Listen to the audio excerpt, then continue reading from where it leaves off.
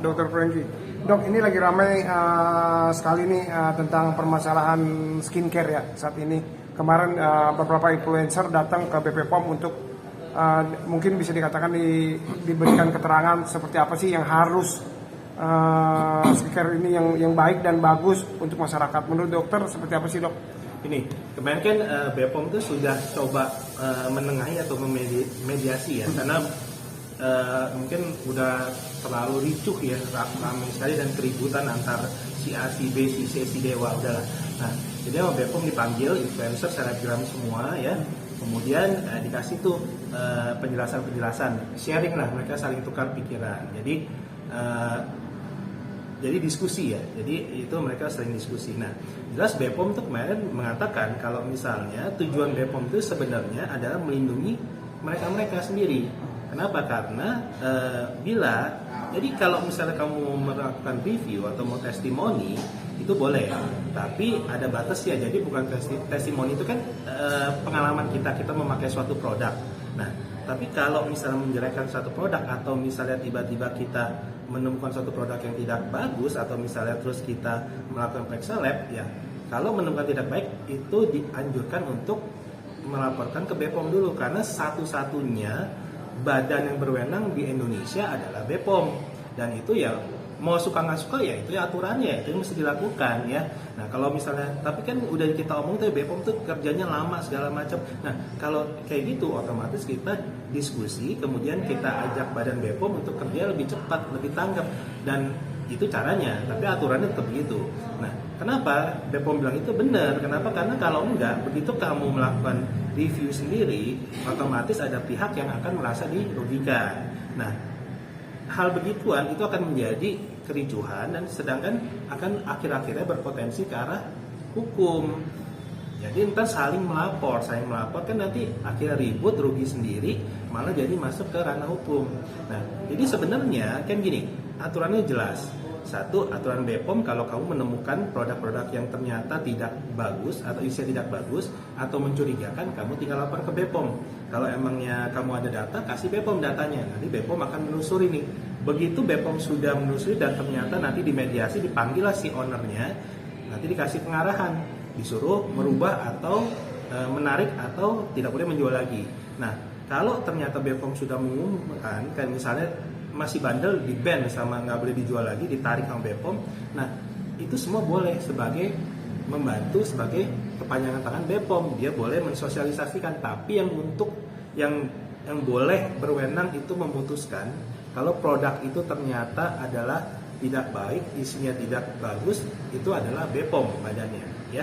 Jadi itu untuk melindungi mereka supaya tidak timbul polemik, dan juga itu nggak bikin ricuh, karena kan gini, akan saling serang, akan saling mengatakan asumsinya, jangan-jangan lu titipan nih, ada yang nitip nih, jangan-jangan nanti ada produk besar nih, gua mau ngancur nih produk, jangan-jangan lu bisnis nih, lu jualan produk sendiri, itu jadi kecoret, karena kan BPOM yang ngomong.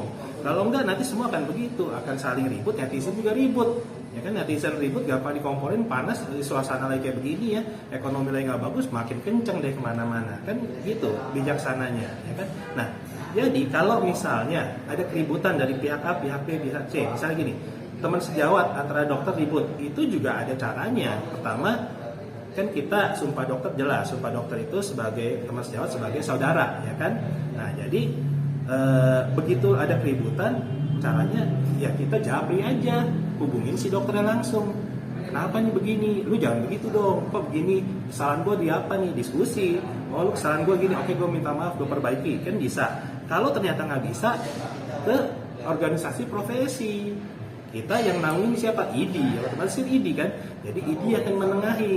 Dipanggil sama IDI, dikasih masukan-masukan, ditegur sama IDI. Kan juga ada majelis kode etik kedokteran. Dia kan kalau masalah etika pasti ada sanksinya juga. Nah setelah itu kalau misalnya organisasi profesi udah menegur segala, biasanya clear tuh, beres ya. Jadi mestinya begitu. Nah ini kan jadi nggak jadi polemik dan berkepanjangan terus meluas kemana-mana jadinya.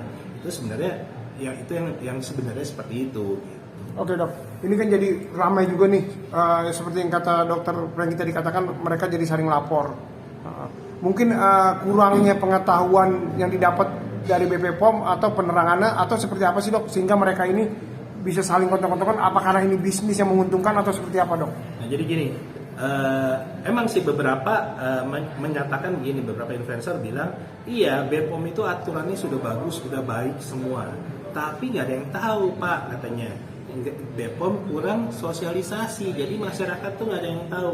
Jadi kita bantu edukasi. Nah, bener kalau bantu edukasi itu setuju saya.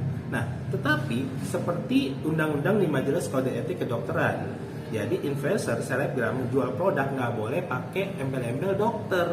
Jadi kalau lu mau jual produk, lu mau promosi barang boleh, tapi dokternya lu buang dong, embel-embel dokternya jangan lu pakai gitu. Tapi kalau misalnya lu mau edukasi, setuju, khusus edukasi. Nah, jadi kalau misalnya ternyata kok nggak nyampe nih sosialisasi di BPOM, ya dibantu edukasi, bener, boleh dokter mengedukasi, tapi bukan berjualan produk atau menjelekkan produk misalnya, itu tugasnya ranahnya BPOM. Nah, kemudian kalau misalnya ditanya lagi,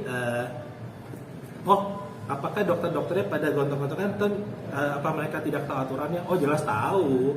Teman-teman sejawat itu semuanya pinter-pinter, mereka tahu itu semua aturan dari ID, Majelis Kode Etik Kedokteran kan ada bukunya. Kita mau ngurus SIP, STR kan itu dipanggil semua, kumpul dulu, dikasih pengarahan segala, kemudian ada bukunya segala macam, jadi otomatis pasti tahu. Nah masalahnya cuman mau menjalankan atau enggak gitu loh.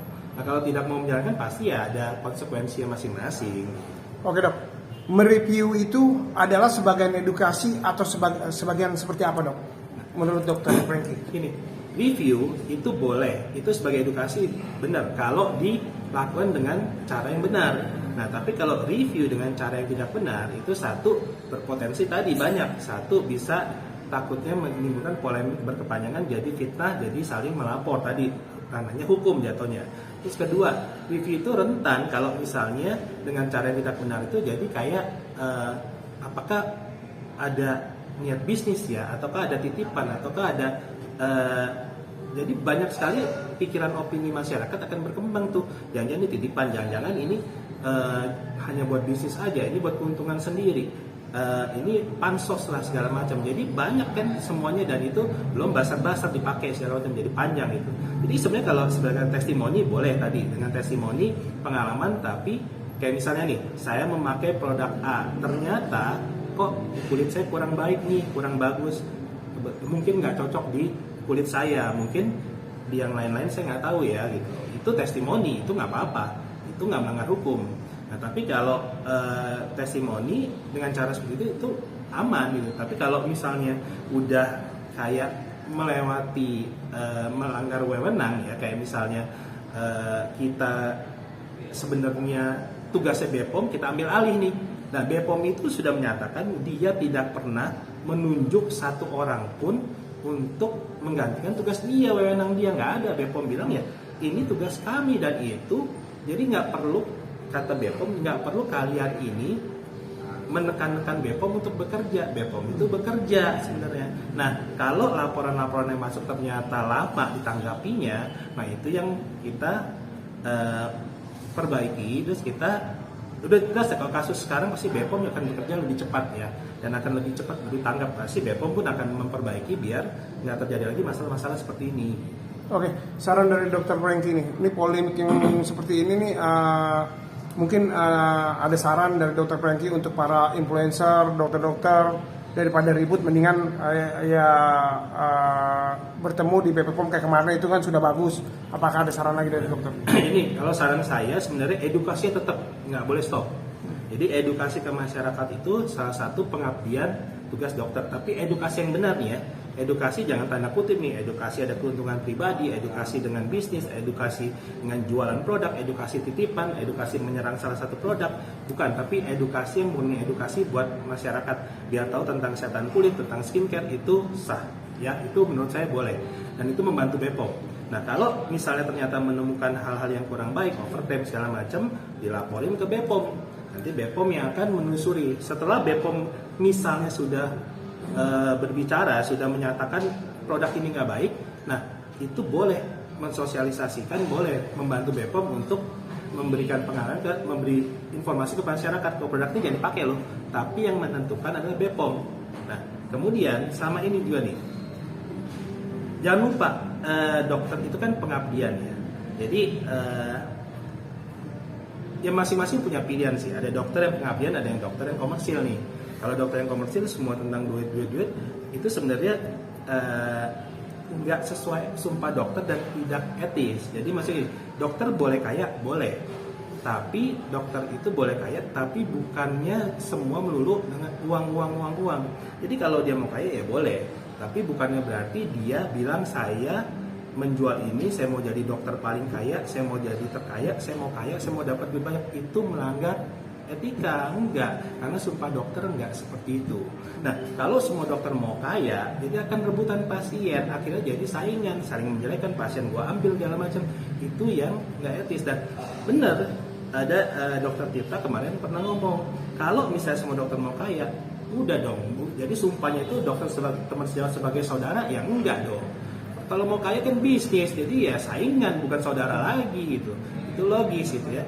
Jadi itu pilihan masing-masing, tapi yang pasti satu, ada sumpah dokter, ada peraturannya, ada aturan BPOM, ada undang-undang negara kita, undang-undang kesehatan, ada aturan dari ID, ada majelis kode etik kedokteran, dan itu sebenarnya kalau diikutin semuanya aman mestinya.